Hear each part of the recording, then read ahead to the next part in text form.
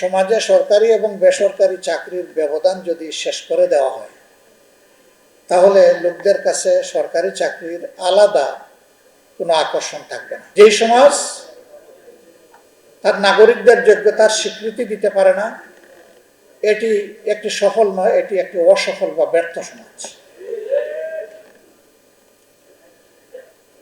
এখানে যারা আছেন তারা বিভিন্ন ধর্মের লোকেরা এখানে আছে।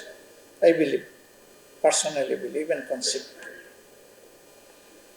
কোনো ধর্ম মানুষকে কষ্ট দিতে বলে না, সকল ধর্ম মানুষকে কমফোর্ট দিতে বলে, আরাম দিতে বলে।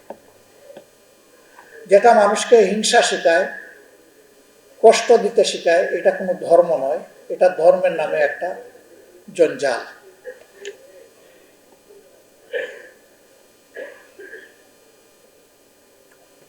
আমরা যদি এটাকে আমাদের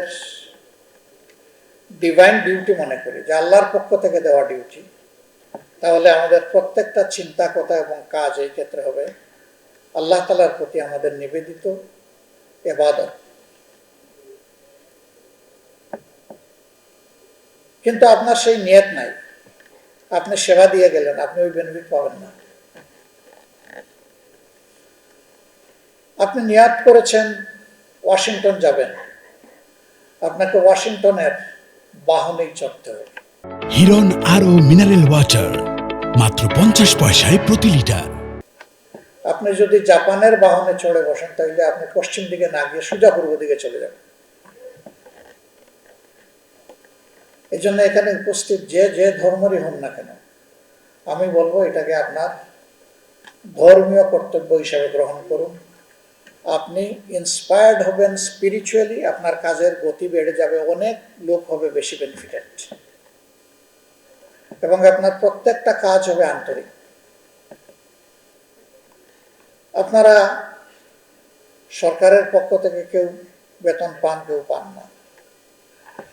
যারা নার্সিং ডিপ্লোমা কিংবা গ্রাজুয়েশন করে বের হন, সাথে সাথে তাদের চাকরি হয় না, অনেকের 10-12 বছর পর্যন্ত ওয়েট করতে হয় চাকরিতে ইন করার জন্য। No problem.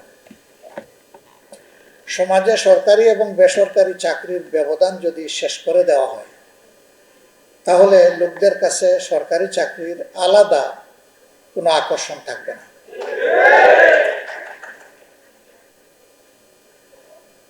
একটা দেশ যদি ওয়েলফেয়ার স্টেট হয়, তাহলে ওই ব্যবধানটা থাকবে না।